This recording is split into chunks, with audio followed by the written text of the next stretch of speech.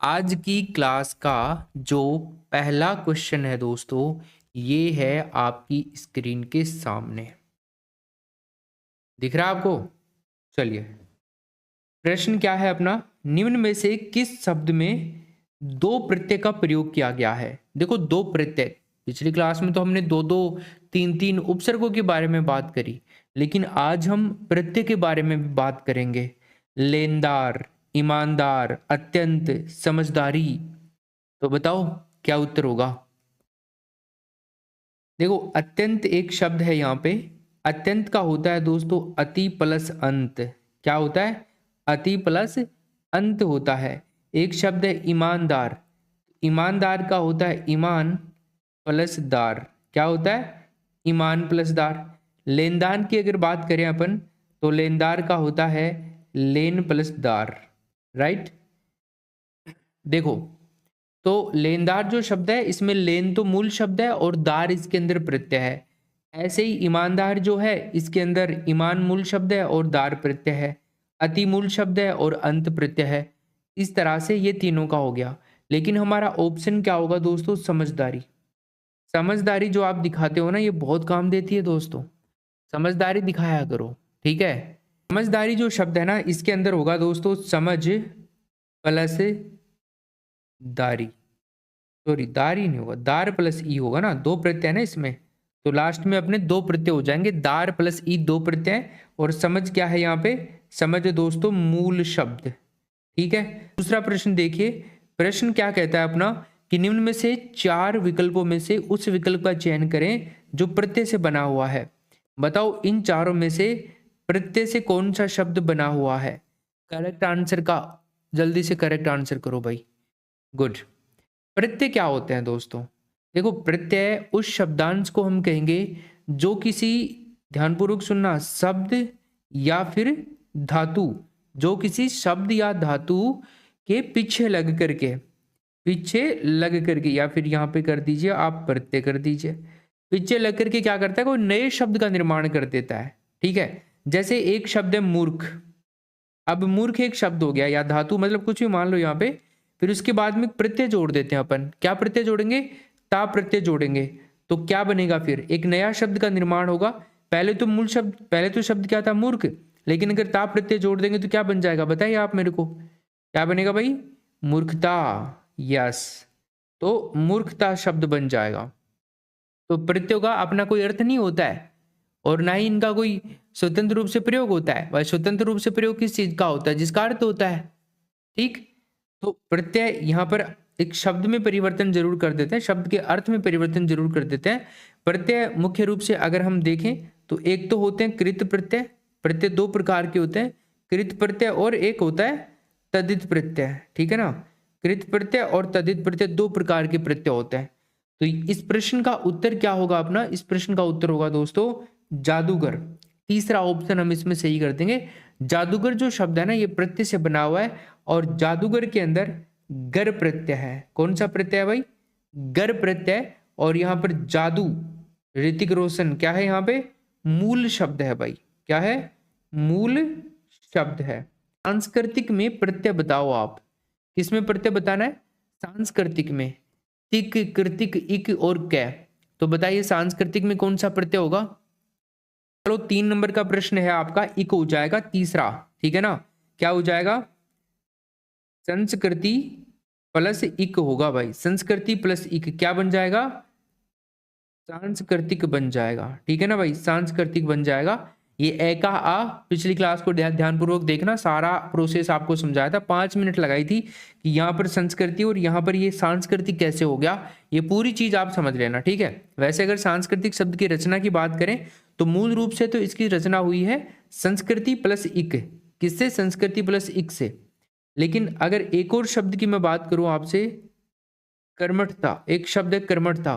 तो इस शब्द की रचना हुई है दोस्तों कर्मठ प्लस ता से। ता प्रत्यय है इसके अंदर। ठीक। ओके। नंबर का प्रत्यय रहित शब्द बताइए, मतलब कि कौन से शब्द में प्रत्यय नहीं है, जरा बताओ जल्दी से। क्रिया के अलावा जुड़ते हैं, बिल्कुल सही बोल रहे हो। सेठ प्लस आणी सेठानी। संस्कृत प्लस इक सांस्कृतिक, बिल्कुल सही बोल रहे हो। ओके। चलो, तो प्रत्यय रहित शब्द यहाँ पर कौन सा होगा दोस्तों? दुराचार हो जाएगा मेरे भाई। क्या हो जाएगा? दुराचार हो जाएगा। प्रत्यय रहित शब्द दुराचार। और दुराचार शब्द के अंदर उपसर्ग भी है दोस्तों, दुर उपसर्ग है। कौन सा उपसर्ग है? दुर उपसर्ग, याद रखना, क्योंकि इसमें प्रत्यय नहीं है तो उपसर्ग दुर, दुर प्लस आचार होता है, ठीक है ना। और दुर का मतलब क्या होता है दोस्तों? दुर का मतलब होता है बुरा, बुरा, या फिर आप कठिन भी कर सकते हो इसका, राइट। ओके, समझ में आ गया। चलिए, निम्न विकल्पों में से गौरव शब्द में कौन सा प्रत्यय लगा हुआ है? क्या पूछ रहा है भाई? गौरव शब्द के अंदर कौन सा प्रत्यय लगा हुआ है, जरा बता दो। वै, अव, ए, रव, क्या होगा इसमें? बताओ बताओ। निम्न विकल्पों में से गौरव शब्द में कौन सा प्रत्यय लगा हुआ है? तो फ्रेंड्स, यहां पर आंसर होगा आपका तीसरा ऑप्शन। कौन सा लगा हुआ है? ए प्रत्यय इसके अंदर लगा हुआ है, गौरव के अंदर। देखो यहां पर एक शब्द आया है गुरु। क्या शब्द आया है? गुरु। तो गुरु शब्द के अंदर अगर अपन ए जोड़ दें तो बनेगा क्या आपका? गौरव। क्या बनेगा भाई? गौरव बन जाएगा। क्लियर है? मतलब ए प्रत्यय जुड़ने से यहां पर परिवर्तन होता है। परिवर्तन क्या होता है? मूल शब्द का जो पहला वर्ण होता है ना, पहला वर्ण, वो क्या हो जाता है? गुरु हो जाता है। गुरु मतलब दीर्घ हो जाता है। और मूल शब्द का जो अंतिम वर्ण होता है ना, उसमें यदि उ मिला दिया जाए, उ मिले तो उ का क्या हो जाता है? अव हो जाता है। ये एक यहां पर काम करता है मेथड। तो अव के अंदर परिवर्तित हो जाता है जो उ होता है वो। इसलिए यहां पर जो गुरु है और ए है, ये क्या बनता है? गौरव बनता है आपका। समझ में आ गई बात भाई? अव आ रहा है ना यहाँ पे, देखो यहां पर तो गुरु है तो गुरु, ठीक है। लेकिन अव की ध्वनि आ रही है ना भाई, रे। अब देखो ऊ तो जो अपन ने निकाला, रे में से ऊ को बाहर निकाला, ये जो ऊ है इसको बाहर निकाल लिया। अब ऊ को बाहर निकाल लिया तो बनेगा क्या? अव बनेगा। तो अव की ध्वनि आ रही है ना, रे के आगे आप पूरा करेंगे तो रे के अंदर ए मिल जाएगा तो रे पूरा हो जाएगा। वे, और शुरू में क्या था? गु था, तो दीर्घ हो जाएगा ना। दीर्घ बताया ना मैंने तुम्हारे को। तो ए प्रत्यय जुड़ने से यहाँ पर परिवर्तन क्या होता है कि मूल शब्द का जो पहला वर्ण है वो दीर्घ हो जाता है। तो जो पहला वर्ण होगा ये दीर्घ हो जाएगा, गौरव शब्द बन। पढ़ाकू में कौन सा प्रत्यय प्रयुक्त हुआ है? बताओ। पढ़ाकू एक शब्द है दोस्तों यहाँ पे, इसमें कौन सा प्रत्यय प्रयुक्त हुआ है? पढ़ाकू में प्रत्यय कौन सा होगा? पढ़ाकू जो शब्द है ना दोस्तों, इसके अंदर हो जाएगा आकू। आकू प्रत्यय हो जाएगा। 7वें नंबर में देखिए, निम्नलिखित में से किस शब्द में आवा प्रत्यय नहीं है? कौन सा प्रत्यय नहीं है? आवा प्रत्यय नहीं है। उपयुक्त विकल्पों में से बताइए कौन से में आवा प्रत्यय नहीं है? प्रत्यय होते हैं मूल शब्द के बाद में जुड़ने वाले। दिखावा, चढ़ावा, लावा, भुलावा। तो इसमें उत्तर होगा दोस्तों अपना चढ़ावा। क्या होगा? बी ऑप्शन, चढ़ावा। सॉरी सॉरी सॉरी, चढ़ावा नहीं होगा, लावा होगा दोस्तों। सी ऑप्शन इसके अंदर करेक्ट आंसर होगा। चढ़ावा के अंदर तो आवा प्रत्यय है, लावा हो जाएगा। लावा शब्द के अंदर आवा प्रत्यय है। कौन सा प्रत्यय है भाई? आवा प्रत्यय है इसके अंदर। पढ़ाना में कौन सा प्रत्यय का प्रयोग हुआ है? एक शब्द दिया है हमारे को, पढ़ाना, तो इसमें कौन से प्रत्यय का प्रयोग हुआ है जरा बताना मुझे आप लोग। क्या होगा इसका सही उत्तर? तो पढ़ाना में दोस्तों जो प्रत्यय का प्रयोग हुआ है वो कर्मवाचक कृदंत प्रत्यय है। बी ऑप्शन करेक्ट आंसर हो जाएगा। जिस कृदंत शब्दों से क्रिया के क्रम का बोध होता है ना, वो क्रमवाचक कृदंत कहलाते हैं। मतलब क्रिया कोई भी हो रही है, उसके कर्म का जब बोध होता है ना, तो फिर क्या कहलाते हैं? वो कर्मवाचक कृदंत प्रत्यय कहलाते हैं। भाई जिन कृदंत शब्दों से क्रिया के कर्म का बोध होता है उनको क्या कहेंगे? कर्मवाचक कृदंत प्रत्यय कहेंगे। और ये जो कृदंत प्रत्यय होते हैं ये धातुओं के अंत में लगते हैं, जैसे आना है ना, आवत, अवना, ठीक है, कुछ इस तरह के, ना, नी, ये सभी प्रत्यय जोड़ने से बनते हैं आपके शब्द, ठीक है। जैसे मिटाना, मिटाना एक शब्द है तो यहाँ पर क्या आ गया? आना आ गया, ठीक है। जैसे चलाना तो यहाँ पर भी आना आ गया। जैसे पढ़ाना तो यहाँ पर भी आना आ गया। तो इस तरह से बनते हैं, तो क्रमवाचक कृदंत प्रत्यय हो जाएगा। और अगर कारणवाचक कारणवाचक जो कृदंत प्रत्यय होती है किसे कहते हैं पता है क्या आप लोगों को? भाई जिन कृदंत शब्दों से किसी की क्रिया के साधन का बोध होता है ना, उसको करणवाचक कृदंत प्रत्यय। नंबर का प्रश्न देखो, निम्न विकल्पों में से यौवन और गौरव किस तद्धित प्रत्यय के उदाहरण है? बताओ बताओ बताओ। यौवन और गौरव इनमें से कौन से तद्धित प्रत्यय के एग्जाम्पल्स हैं? बताओ, अब तो बता दोगे तुम। तो इस प्रश्न में उत्तर क्या करेंगे दोस्तों? भाववाचक तद्धित प्रत्यय करेंगे, पहला ऑप्शन हो जाएगा।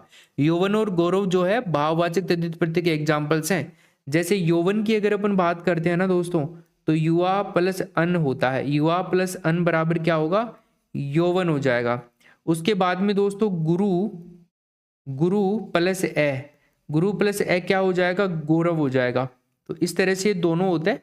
और भाववाचक तद्धित प्रत्यय के बारे में आपको बताऊं तो जिन प्रत्ययों से या फिर जिन प्रत्ययों के जुड़ने से संज्ञा और विशेषण जो शब्द होते हैं ना, उनके भाव का बोध करा रहे हो हमारे को। जैसे अभी देखा ना अपन ने, जैसे ए, अन, है ना, आ, आई, ए अन आ आई, आयत होता है एक, ठीक है, आवट भी होता है।